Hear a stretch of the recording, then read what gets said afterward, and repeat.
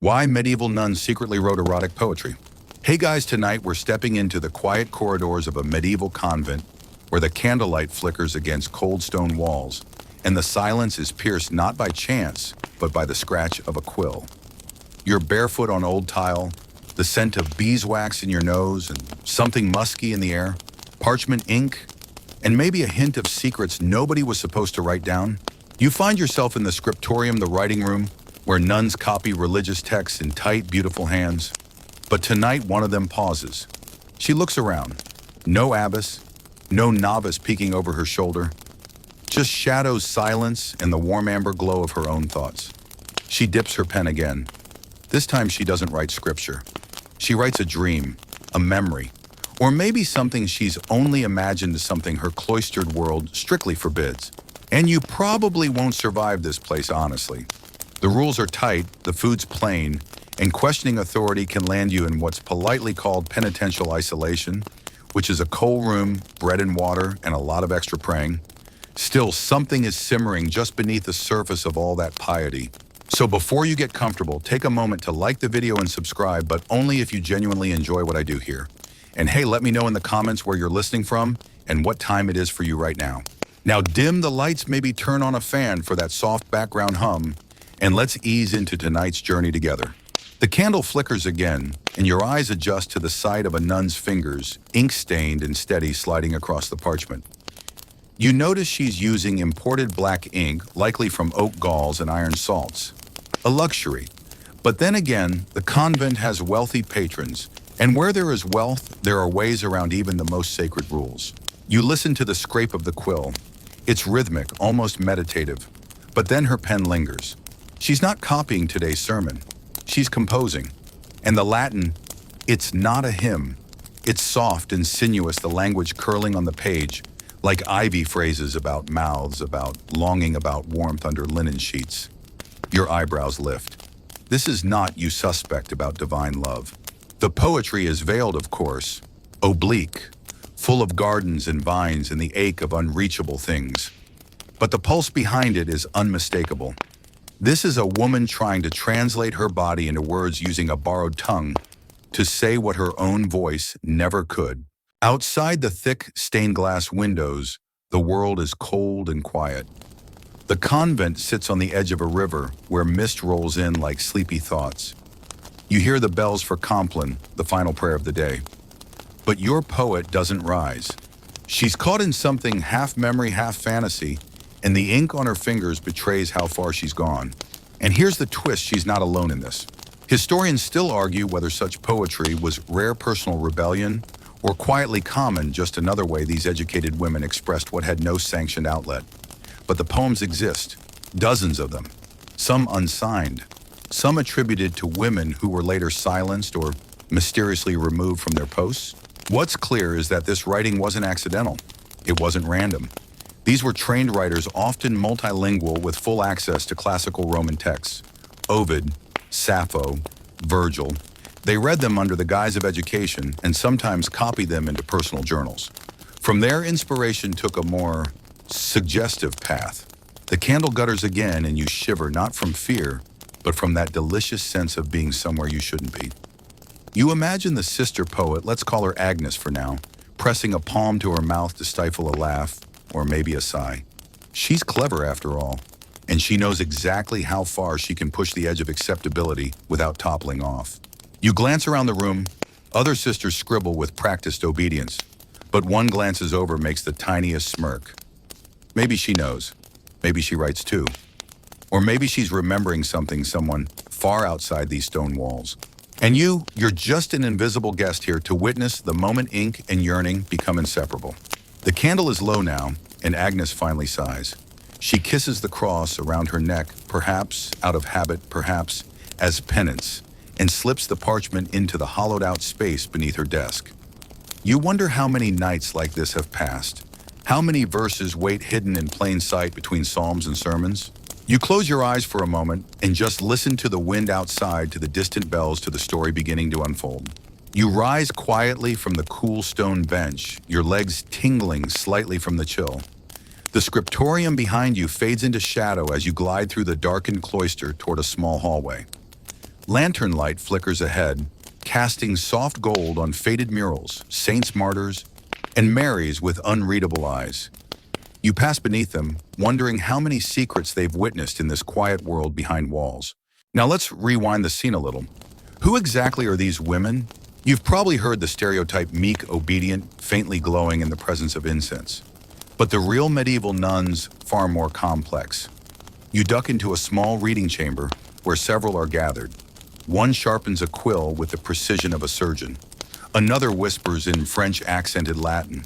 A third is yawning, rubbing her temples from too much Aristotle. Here's what most people forget: these women were often from powerful, educated families. Daughters not destined for marriage, but still valuable. Many entered convents with sizable dowries and the expectation of maintaining a certain standard of comfort, even influence. And influence they had. Some abbesses controlled vast estates, issued legal decrees, and advised kings. These weren't women shut away because they were useless. These were the ones too clever, too politically inconvenient, or sometimes just too independent to make good wives. You pause beside one nun, we'll call her Beatrix, who's poring over a Latin manuscript with a smirk you wouldn't expect in a holy setting. She's probably not older than 25. Her family sent her here at 13, and instead of waiting for visions of saints, she's gotten very good at reading between the lines. She knows where the spicy bits are in Ovid. She knows which scribes copy with a flair for the sensual. She might have written a few verses herself. Historians still argue whether nuns like Beatrix had genuine autonomy in their writing or merely carved out moments of it between obedience and daily chores. But when you read their marginal notes, snippy, playful, sometimes deeply philosophical, you get the sense they weren't just passive scribes. They were full-fledged thinkers, writers, women with voices that refused to be swallowed by silence. You glance at a shelf nearby. It holds more than just Bibles. There are letters, philosophical commentaries, herbal manuscripts. You pick one up. It's a list of local remedies, and in the corner, someone scribbled a cheeky rhyme comparing nettle leaves to a lover's embrace. You raise an eyebrow. This wasn't accidental. It's coded, sure, but the nuns knew how to cloak things in metaphor. They'd had to. And it's not just about sensuality. These women wrote about longing. Not always physical, sometimes spiritual, sometimes emotional, sometimes the kind that bleeds between categories. They were separated from family, from the world, from futures they never got to choose. Of course, the ink leaked feelings they weren't allowed to speak. A breeze slips through the hallway, rustling a linen veil. You follow it to a small open courtyard, moonlight spilling down into a square of herbs and wild roses. You hear the murmur of prayer, but also soft laughter. One nun holds a candle close to her face as she reads something aloud, her voice hushed but amused. You catch a phrase in Latin that translates loosely to, "His kiss was sweeter than wine," and then giggles, quickly silenced. Are they being scandalous? Maybe, but also, maybe not. After all, the Song of Songs is in the Bible, and it's basically a love poem, a very enthusiastic one. Medieval theologians love to interpret it as a metaphor for the soul and God. But Beatrix and her sisters, sometimes they saw room for other readings. Even the church couldn't agree. Some bishops condemned nuns' writings, others praised them for spiritual depth. The tension between desire and devotion wasn't a scandal, it was the entire point. Holiness was supposed to be difficult. Loving God meant renouncing the flesh, which meant thinking about the flesh quite a lot, really. One dusty text lies open nearby its margins, crowded with drawings, flowers, vines, hearts pierced with arrows. Were they idle doodles? Expressions of inner life? Historians still debate that. What's certain is that these marks weren't meaningless. They were a kind of voice-visual poetry for women denied the freedom to speak plainly. As you linger, you imagine Beatrix returning to her cell tonight. It's narrow, cold, but hers. She lights a taper, unwraps a bundle of parchment tied with plain ribbon. It's filled with her own poems written during hours stolen from prayer. She doesn't dare sign them, but she reads them slowly, lips barely moving, eyes bright. The first one is about a woman she saw once through the grill during confession. The second is about longing that tastes like pomegranate. The third, unfinished, is just a single line. He passed like a shadow, but I still burn. You sit in the silence for a moment, surrounded by stone candlelight, and verses nobody was supposed to write. And yet, here they are. You wake before the bells. It's still dark outside the sky, a deep, quiet violet.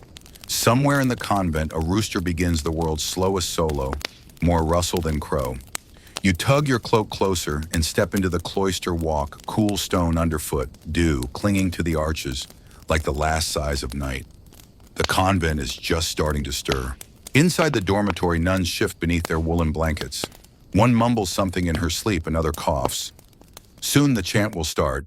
Matins, then lauds, then work, then prayers, then more work, and still more prayers. Welcome to the cloistered life. It's not all tragedy, of course. The convent offers security food, sort of education if you're lucky, and freedom from childbirth plague or an arranged marriage to Lord What's-His-Name with gout and 6 teeth.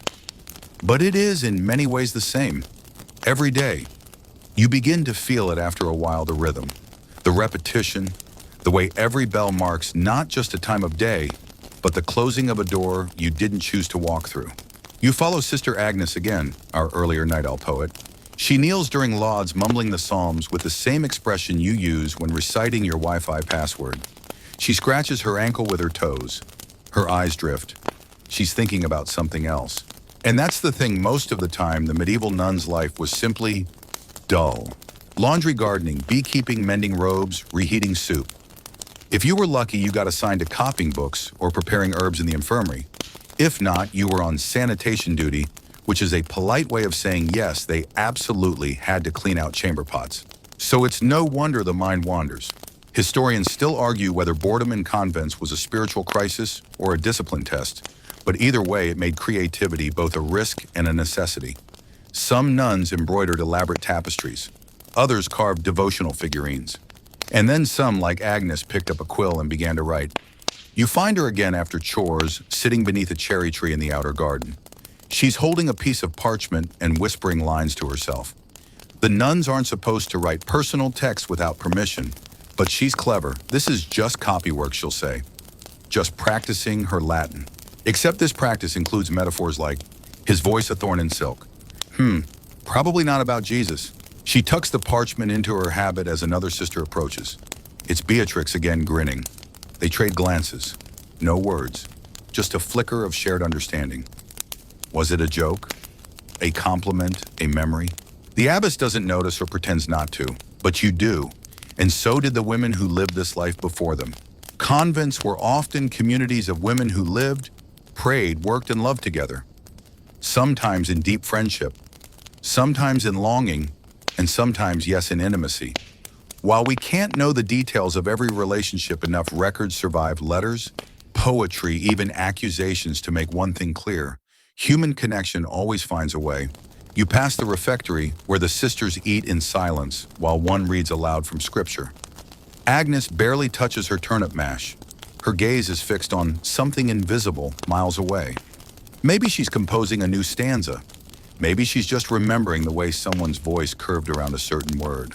Later in the herb garden, she collects mint and lavender with care. She rubs the leaves between her fingers and inhales deeply. Sensory memory, the kind that turns into verse, whether you want it to or not. And then comes the bell again. Always the bell. It slices the day into narrow boxes, or at labor pray, and work. And if you're Agnes, you squeeze poetry between the boxes like ivy between bricks.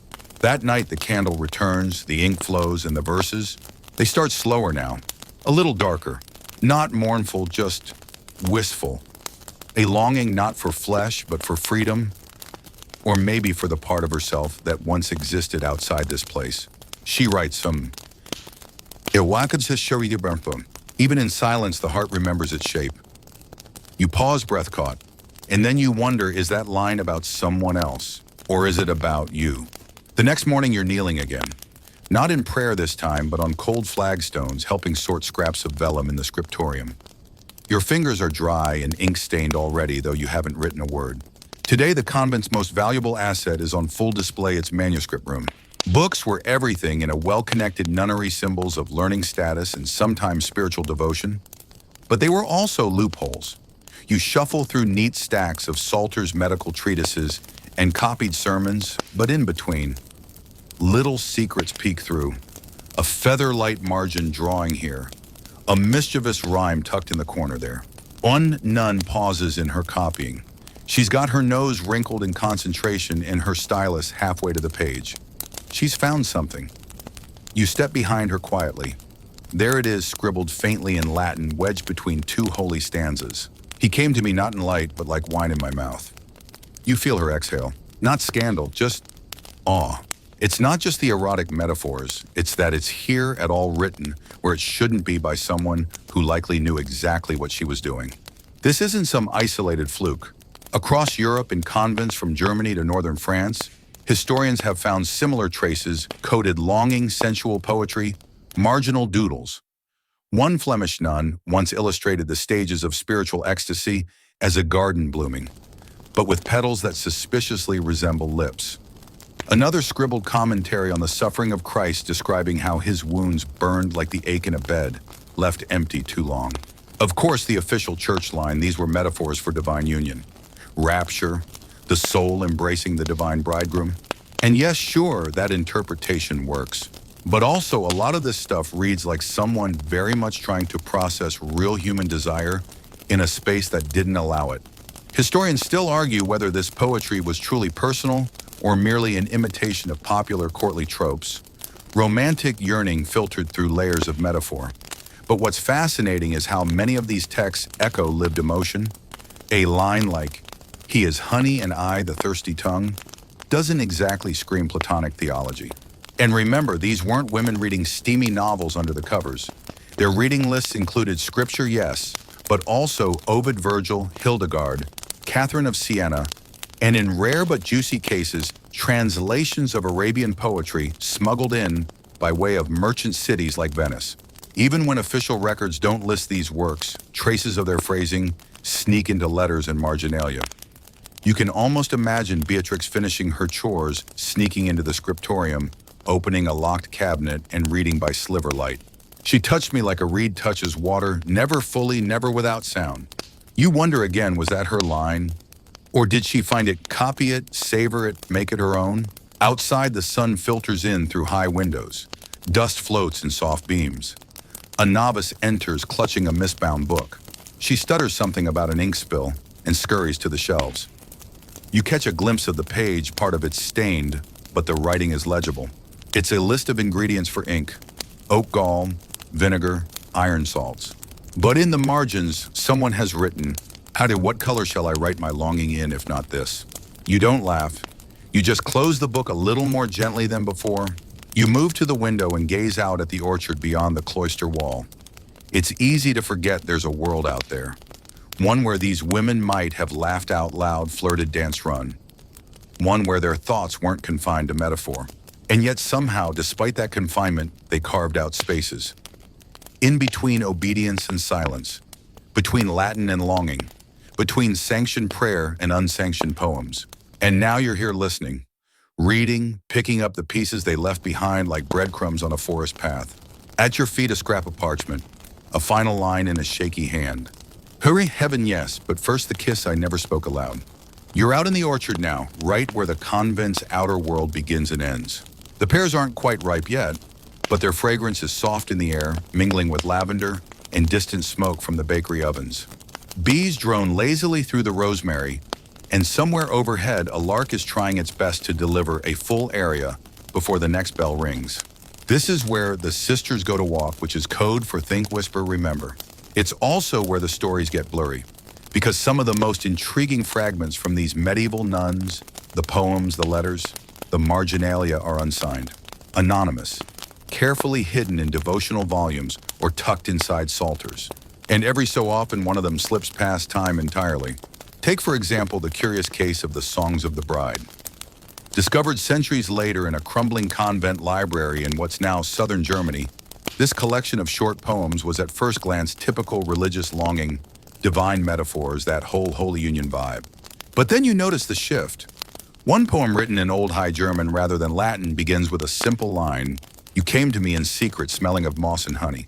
Another describes a forbidden touch not from Christ, not from a vision, but from the woman who wore the cross like a wound I wanted to kiss. Scholars still argue whether this bundle of verses was written by one nun or passed between several. Some think it may have been a form of spiritual role play, imagining oneself as the soul, the bride yearning for union with God. Others aren't so sure, because sometimes desire simply spills beyond metaphor. You pause beneath a fig tree, the fruit green and bulbous above your head. A nun passes by, head lowered, rosary clinking faintly. You catch her glancing at another sister.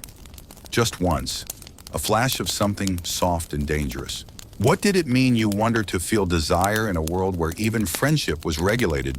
To want another woman, knowing that your body was no longer really yours? Most convents had rules against particular friendships. Some abbacies even rotated roommates regularly to break up strong emotional bonds. Letters were sometimes censored. Even too much laughter between two sisters could raise eyebrows. But they still found ways. A shared cup of broth on a cold morning, a pressed flower left in a book, a touch that lingered just a heartbeat too long. And yes, poetry. You find another line etched faintly into the wall behind the old fountain, half vanished with lichen. I'm her psalm and she reads me with her hands. Again, could it mean spiritual devotion? Absolutely. But come on. It's important to say this: not all convent relationships were romantic. Many were based on friendship, shared trauma, or a yearning for connection in a cold, hierarchical world. But every once in a while you come across something, a turn of phrase, a private joke scrawled in the margins of a sermon that suggests something more. And even when these women weren't writing about each other, their desire still surfaced. For beauty, for freedom, for the flesh, even if they weren't sure whose. One 13th century nun wrote a short prose prayer that ended with, "Make me whole, Lord, but do not take from me the fire that you lit with her name." You don't know who her was, no one does, but someone mattered enough to make it into a prayer. Nearby, Beatrix and Agnes are bent over a patch of mint. Their hands brush and they both freeze, then laugh. That kind of laugh you can't plan. You remember it from school or a crush, or the moment you realize the person next to you gets it. Then it's gone like a pebble sinking in a stream. The abbess calls from the cloister. They straighten, murmuring something about herbal salves. The mint is bundled, the laughter tucked away. And you're left with the scent, fresh, sharp, unforgettable. Back inside the scriptorium, the work resumes. But the poetry, it never really stops. Later that week, you're asked to help in the laundry room. Not the most romantic of settings unless you count the way steam curls around the stone windows, or how the warm splash of lye soap feels against your skin after a chilly morning. But this too is part of convent life. The routines, the labor, the strange intimacy of shared chores. The linens are heavy soaked with river water, and you're elbow deep beside two novices who are whispering about Sister Mathilde again. They say she once refused to eat for 3 days after her closest friend was transferred to a different abbey. The friend in question had written her a farewell psalm, half of which was mysteriously torn out of the convent's copy. You glance around. There are no abbesses here, no prioresses in earshot. Just women, working, breathing, sometimes singing, sometimes swearing under their breath, and in more than a few cases writing. Because guess what medieval laundry rooms had? Chalk, charcoal, soft damp stone. All over the back walls, in spots where the soap stains don't reach you, find little scrawls. A cartoon donkey wearing a nun's habit, a rough sketch of a candle with a heart above it, and one that stops you cold. Even heaven cannot wash this ache from my hands. It's small, faint, tucked into the arch near a vent. You brush it with your knuckle. It's real. And it raises a question that historians still debate. Were these isolated outbursts of feeling or part of a wider shared culture of hidden expression among women cloistered away from the world? Some scholars argue that the eroticism we find in nun-authored poetry was part of a wider Christian tradition of bridal mysticism that is describing the soul's union with Christ as a kind of spiritual marriage. In that context, it made sense for a nun to say she longed for a kiss, for a touch, even a physical wound, so long as it was metaphorical. But others, especially feminist historians in the late 20th century, noticed something else. That the language in these writings is often far too vivid, too sensory, too specific, to be purely symbolic. One nun wrote of tasting the skin of mercy. Another described how his hair touched my throat like fire. If these are metaphors, they are very, very bodily ones. So you're left wondering, were these women writing from imagination, from longing, or from memory? Take the case of Sister Euphrosyne of Saxony, who left behind a set of letters in rhyme verse. Most of them read like theological meditations until you get to the fragment addressed to someone only called M. I kissed your absence again and again until it filled my mouth with dust. Is that theology, maybe? Is it also heartbreak? Absolutely. Back in the laundry room, one of the novices hands you a sheet. You grip opposite corners and together you twist, wringing the water out in perfect practiced rhythm. She grins. You grin back. No words. Just the shared warmth of a moment where two people remember they're not just souls, they're also skin and breath and eyes that meet. Historians will keep arguing about whether these writings were personal or formulaic, about whether nuns were suppressing desire or finding new ways to express it, about what exactly counts as erotic when the context is cloistered and holy. But you're starting to feel like those questions might miss the point. The poems exist. The longing is there. It shimmered between prayers, soaked into parchment, clung to the edges of psalms. And for every piece that survived, how many more were scrubbed out, burned or left unfinished? You carry the folded sheets back through the cloister walk. A breeze ruffles your veil. The convent bells toll once midday. Somewhere hidden deep in a book of saints, a line waits for you. I burn not for sin, but for the shape of her shadow. And the strangest part, it's not shocking anymore. It's beautiful. By now you've learned that the quietest parts of the convent are never really quiet, especially the library. It smells like beeswax and old vellum in here. The windows are narrow slits that turn sunlight into dusty gold spears across the stone floor. Rows of chained books line the walls, mostly scripture hagiographies, herbal manuals, and a few crumbling copies of Roman poets someone forgot to lock away. But the real treasures, they're hidden. Not from thieves, there's no one here to steal them, but from censors, from abbesses, from God maybe, or at least from those claiming to speak on his behalf. You pull a prayer book from the shelf, and it opens not to a psalm, but to something else, a folded slip of parchment wedged in the spine like a pressed flower. You recognize the script immediately. It's Sister Magdalena again. Heated, the night was not silent. It hummed with breath I did not pray for. And beneath it, an ink blot in the shape of a heart, or maybe a flame. This is what scholars now call intralinear rebellion. It's the practice of inserting secret texts, poems, commentary, even coded jokes between the lines or margins of holy books. Not to desecrate them, but to live inside them. Some nuns, like the anonymous scribes of the Wienhausen manuscript, would embed their verse so delicately between the Latin lines that the eye had to squint to find it. Erotic, possibly. Sacred, definitely. One passage reads, "He came to me through the veil, not as a man, but as fire in the mouth." Again, bridal mysticism or something more personal. You glance at a nearby novice who's copying out a psalter with a brush so fine it might as well be a hair. Her head is bowed, but her lips are moving. Is she reciting the text or whispering something else, something hers? In one corner of the library, a collection of sermons is annotated with drawings of fish. Not symbolic fish, silly ones, wearing crowns, one riding a donkey. Because alongside all the intensity, all the spiritual heat and coded longing, the nuns still had humor. And laughter too is a kind of rebellion. Imagine being told for your entire life that you must suppress every instinct, every impulse, every feeling that didn't serve God, and then carving a cartoon fish into a sermon about damnation. Historians still argue whether these flourishes were acts of boredom, resistance, or deep joy. Maybe all three. What's more, recent research into palimpsest reused parchment pages has revealed even more. Beneath the surface of some conventional texts are traces of erased verses written in older welder hands. One scholar used ultraviolet imaging to uncover a buried poem beneath a Latin hymn. It began startlingly, "Juan, you are the ache that wakes me before dawn." Did it refer to God, a memory, a woman? The page never says. But you start to realize something important. Medieval nuns weren't just passive vessels for divine words. They were creators, composers, and sometimes, yes, troublemakers. Some abbesses even encouraged it. Hildegard of Bingen, sainted and praised today, once wrote of a divine vision involving tongues of fire entering the mouths of women in her abbey.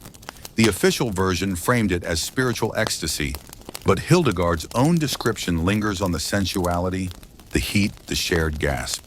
Back in the library, the light has shifted. Shadows stretch longer across the floor. You hear the bell for, none the 9th hour of prayer. But you don't move. Instead, you turn to the inside cover of the book in your hands. They're written in a delicate, almost nervous hand. If you read this, know I meant her. No name, no date, Just a confession folded into the quietest room in the convent. You close the book. Your fingers tingle with the dust of 8 centuries. And somewhere in your mind a voice, maybe Magdalena's, maybe someone else's, whispers. Will you write it again, just in case she sees? The evening has settled in like velvet now, thick and dark and slow. You're in the garden because tonight's vigil service has ended early and no one questioned your sudden craving for herbs. That's one of the few freedoms here. If you look like you're foraging for fennel or chamomile, you're basically invisible.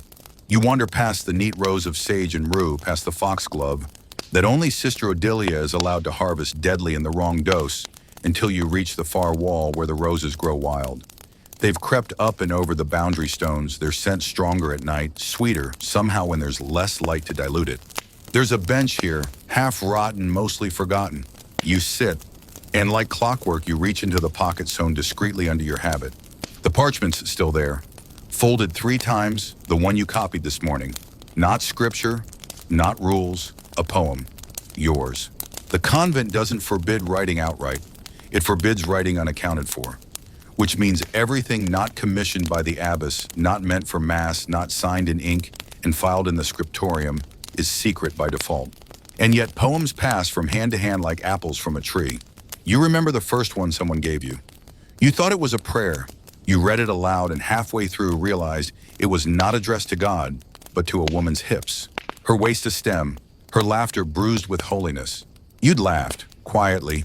Then you folded it and kept it under your pillow for 6 months. Tonight, as you sit beneath the tangle of roses, you realize something has shifted. You're no longer just a reader. You're part of the chain. Historians often wonder how these texts survived. The official accounts are silent abbey records, rarely mention poetry, let alone poems about other nuns. And yet hundreds of fragments have surfaced over the centuries. Found tucked into prayer rolls, scribbled in the margins of herbals, or pressed between layers of binding. Some even made it into public circulation under pseudonyms. One 14th century collection of anonymous courtly verse turned out to include a dozen pieces copied directly from a Cistercian convent's internal prayer manual. The kicker, they weren't about courtly love. They were about Sister Clara. Her fingers wove the psalter, but her voice unwound me. Now, mainstream scholars often attribute these writings to metaphor, to theological longing, to the influence of troubadour traditions. And yes, those currents mattered. No writing exists in a vacuum, but sometimes the simplest explanation is the truest. They wrote it because they felt it. Tonight under the stars, you scribble a few more lines on the back of a dried leaf of calendula, ink from a crushed berry. Your fingers ache from holding the stem too tight. Then you hear her footsteps. Not imagined, real, soft-souled, cautious, but unmistakable. She sits beside you without asking. Her sleeve brushes yours, that's all. You don't speak. There's no need. Eventually, she holds out a little square of parchment. You recognize the script, it's not hers. It's Sister Beatrix's, older, steady, but the words still stun. 2 bodies kneel, only one is seen. The other trembles in shadow. Neither of you says a word, but tomorrow or the next day or 10 years from now, someone else will find this poem. Pressed into the binding of a hymn book maybe, or lining the bottom of a spice drawer. And they'll ask, did she mean it? Was it real? And you'll have already answered just by sitting here, just by breathing next to her, just by being. Because in a world where silence is survival, every hidden poem is a heartbeat made visible. Dawn is pale and cold and your knees ache from matins. The long stone chapel is full of candle smoke and the faint rustle of wool against stone. You chant the Psalms without thinking now, mouth moving ahead of the meaning, your voice weaving into a chorus that no longer needs a leader. Just rhythm, just breath. But you can't help it, your eyes drift. Down the line, 2 places to your right, she stands. The one who sat beside you in the garden. Her face is calm but not detached, focused, fierce in a way only devotion can be. And then just before the next refrain begins, she turns her head slightly, barely a tilt, and for one brief moment, her gaze meets yours. Like a spark underwater, then it's gone. You return to chanting, but the air around you feels charged, brighter, like someone opened a window in a dream. After prayers, breakfast is silence broken by bread and watered beer. You tear your hunk into pieces more out of habit than hunger. Beside you, someone slides a folded scrap under your bowl. You wait until no one's watching, then palm it like you've done a dozen times before.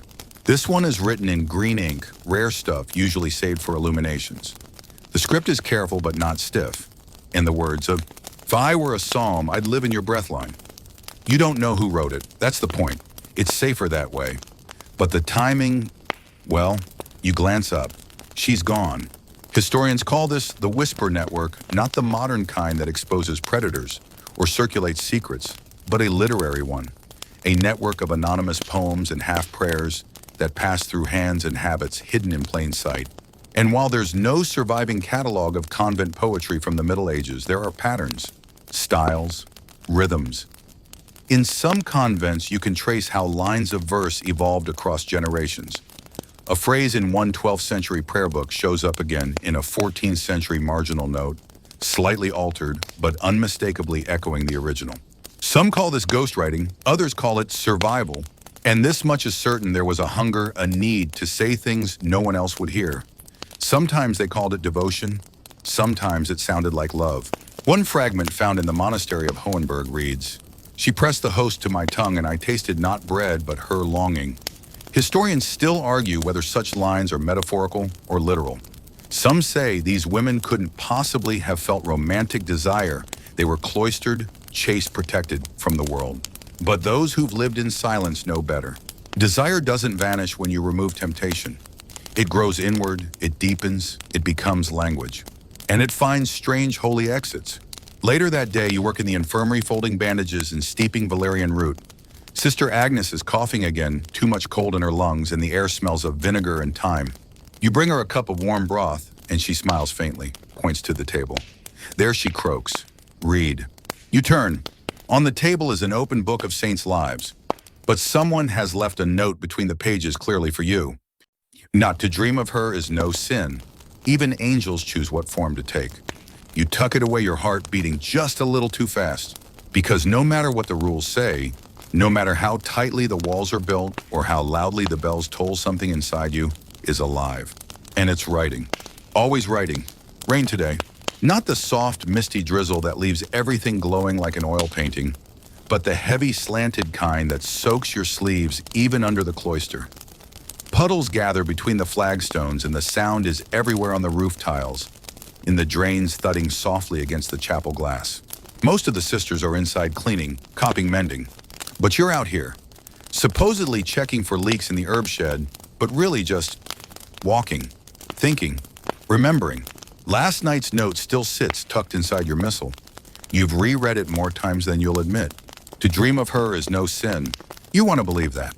And for a while you do. But then you pass Sister Cecilia in the corridor, lips pressed so tightly they disappear. She's old enough to remember when a girl was expelled from the convent for unauthorized letters. No one ever said what kind. Just that she left crying barefoot, her papers confiscated. Still, the writing continues. In the laundry room, a faint line scrawled into the corner of a linen cloth. I held her name in my mouth like a psalm. In the sacristy, a wax seal broken not by heat but fingers. Say my name before the bell rings. And in your own book of hours, one you swore was untouched. You find a line inked so finely into the decorative border, it nearly escapes you. Love makes saints of cowards. You begin to suspect you're part of something older than just you and her. This is not flirtation, not rebellion. This is a tradition. The abbess, of course, says nothing. Perhaps she knows. Perhaps she once had someone too. The way her eyes linger on the choir during Vespers suggests a memory hiding beneath her calm. Historians sometimes claim that such feelings among nuns were romanticized after the fact, imagined by modern minds craving drama. But then they read the verses. They see the same metaphors repeating, not of sin, but of ache, of nearness, of breath caught just before prayer. In the archives of a small French convent, someone found an entire psalter rewritten by hand. Every masculine pronoun flipped. Every reference to Christ's touch reimagined through the body of a woman. The margins held sketches, barely more than gestures of fingers, twined veils, lifted cheeks flushed. Was it a theological experiment or a diary? Back here in your rain-soaked reality, the bell tolls again, this time for sext. You enter the chapel, dripping slightly, and take your place among the others. The litany begins. Your lips move, your voice soft, but the words swim. Not because you're distracted, but because you've started to weave your own language into the chant, tiny substitutions, one syllable at a time. He becomes she. Lord becomes light. Mercy becomes her. You're not sure if anyone notices. If they do, they don't react. But you feel it. The shift, the ownership. This is your faith now. Not stolen, not rewritten, but embroidered. Yours. Later in the dormitory, as candlelight flickers on whitewashed walls, you tuck another verse into the hem of your habit. I worship where her shadow falls. Tomorrow someone will find it, and maybe they'll write back. It's the feast of St. Agatha today, and that means two things: extra bread and a visiting bishop. You'd almost forgotten how strange it feels to see a man inside these walls. Not just the delivery boy with firewood or the old gardener who trims the outer hedges, but someone with actual authority. Someone in robes almost as elaborate as your altar cloths, who smells like cedar and candle wax and pride. The bishop's sermon is long, pious, full of metaphors that stretch just a little too far. He speaks of purity and devotion, of the noble silence of cloistered hearts. He uses words like fortitude and discipline, words that clang a little too loudly in this soft-lit chapel. And all the while your thoughts drift, not out of boredom but defense. You stare at the stained glass above him, tracing the curve of St. Cecilia's harp with your eyes. It gleams faintly in the winter light. Her hands are too delicate to be real. No harp would stay strung under fingers like that. But you've always loved her window, because they're just barely the glassworker slipped in a strange detail beneath her harp hand. On the hem of her robe is an embroidered face. Another woman, pale, eyes closed. Was it intentional, or just a flourish? Historians still argue over hidden symbols in nun-painted manuscripts in chapel glass. Did the artists mean to insert double meanings? Secret loves, feminine saints made to resemble each other? Just enough?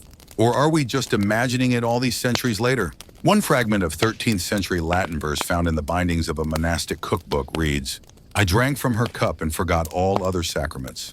It was unsigned, but the hand was elegant, the ink crimson. Back in your world, the bishop finishes his sermon and prepares to bless the cloister. He never looks directly at any of you, just makes the sign of the cross, intones a few words, and moves on. You return to the dormitory where someone has drawn a tiny heart in chalk near your cot. Inside it, the letters EOS, her initials. You don't touch it. Just lie down, eyes on the rafters, trying to pretend your pulse hasn't picked up. Later that night, during the midnight prayers, she stands near you again. Her hand brushes yours, accidental probably. But then again, maybe not. And somewhere in the row behind you, someone begins to hum. Just a single note, sustained, quiet. It blends into the plain chant like a thread of gold in burlap. That's how it is here. The poems don't always have parchment. Sometimes they're a look, a sound, a hand resting a moment too long on the edge of a wooden basin. You've begun to collect them not on paper, but in memory.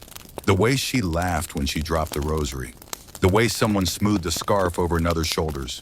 The way the abbess, silent and stern, once stood in front of a manuscript for too long, her fingers tracing the corner where someone had drawn a single rose open and unblinking. This is a convent, yes, but it is also a garden, and you are no longer just a gardener. You're blooming. It's copying hour again. You sit hunched over your desk, the vellum creaking softly under your wrist. Your pen-cut goose feather, sharpened just this morning, scratches rhythmically across the page. It's a psalm today, one of David's. He's always weeping or praising or swinging between the two like a censer. And you copy his words dutifully. But inside your head, you're writing your own. She looked at me once, and the stars bent backward. You don't write that down, of course. Not in this book. This book is for God, and God does not share his space easily. Still, when you get to the word love, you dot the E just a little darker, a little slower. The sister next to you, Sister Ruth, the one with the ink-stained sleeves and a quiet cough, leans over. "You smudge," she whispers. You blink. You hadn't even noticed. She smiles softly and hands you a cloth. There's an understanding in her look that catches you off guard. Like she knows. Not just the mistake, but the secret beneath it. Sister Ruth is older than you by maybe 15 winters. Quiet, watchful. The kind of nun who sees everything but speaks only when it matters. Later that day, she slips you a folded square of parchment. You expect a warning, a gentle rebuke. Instead it reads, "The first time I felt her breath near my face, I forgot my vows and remembered my body." You stare at it for a long time. Not because you're scandalized, but because you recognize the handwriting. It's hers. Ruth. Suddenly you feel less alone. Historians talk about the emotional communities of convents, tight webs of affection, trust, encoded exchange. It wasn't always about romantic love, they insist. Sometimes it was motherly, sisterly, deeply spiritual. But sometimes it wasn't. Sometimes it was a hand held under the table or a line of verse slipped into a liturgical book.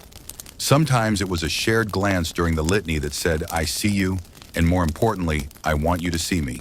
One 14th century German abbey left behind a peculiar inventory item, a red leather codex of personal lyrics hidden beneath the wooden altar steps. The poems inside weren't signed, but their authors used pet names, Rose, Little Night, My Cypress, and often addressed each other directly. One line simply reads, kissed her sleeve and tasted 5 winters of longing. Were they lovers, sisters, in Christ both? No one knows, and maybe that's part of the power. Back at your desk, you open the drawer where you keep your sharpening knife and inkstone. Beneath them is your own tiny codex, a bundle of scraps, nothing more, each one holding a phrase, a moment, a heartbeat caught on paper. You add Ruth's note to the stack. Then you write, she called me beloved without saying a word. Evening comes. You gather herbs from the rain-wet garden, chamomile, lavender, mugwort, night-scented flowers. You breathe them in and think about how so much of love is unseen, scented, silhouetted.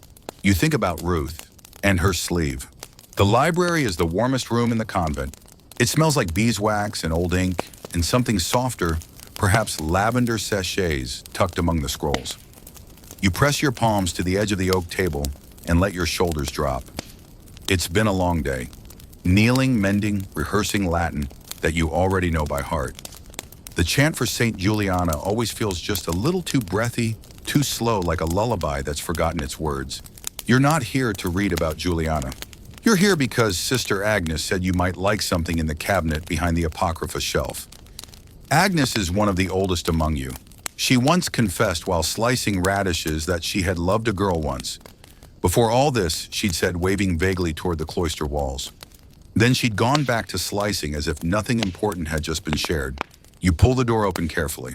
Inside is a plain dark book. Leather cover unmarked. You open it slowly, expecting a forgotten gospel, a set of rules, maybe a ledger of punishments.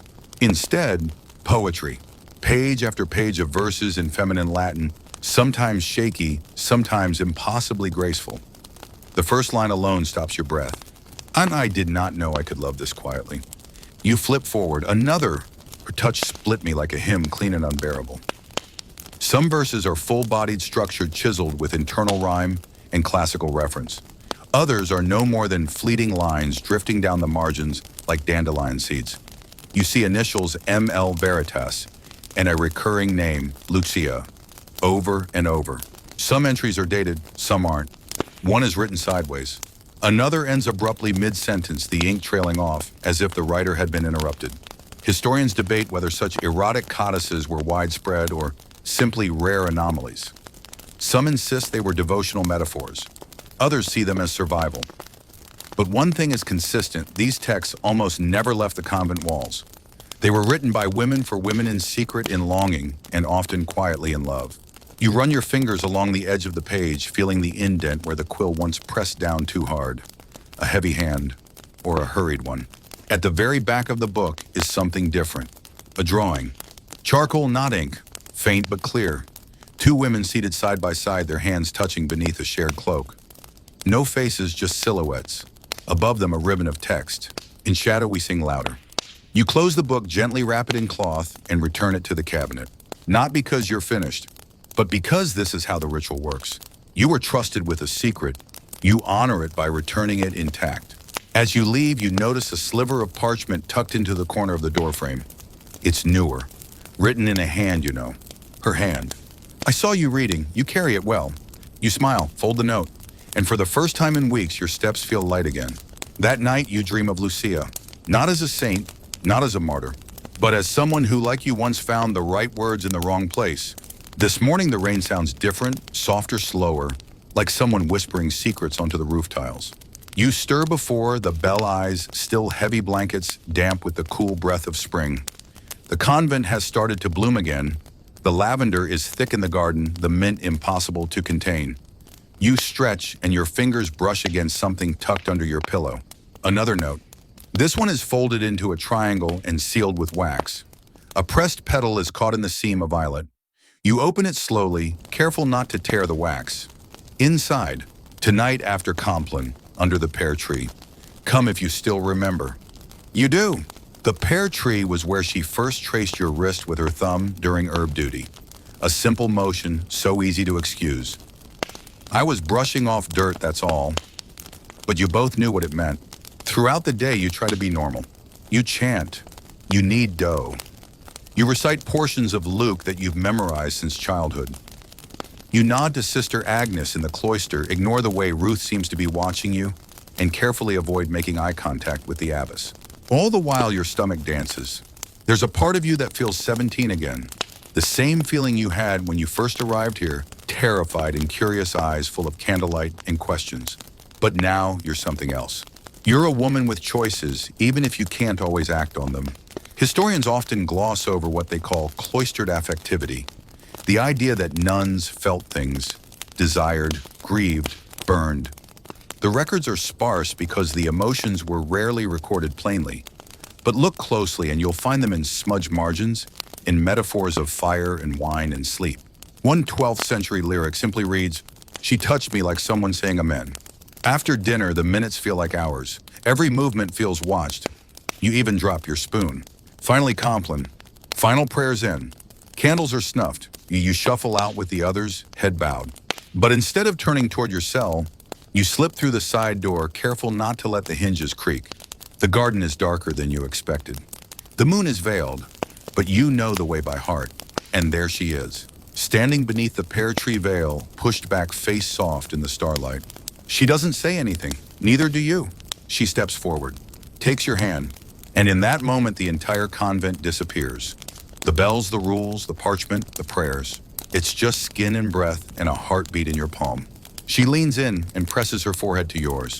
You stay like that, for minutes, for hours, for lifetimes. You don't kiss. You don't need to. It's enough.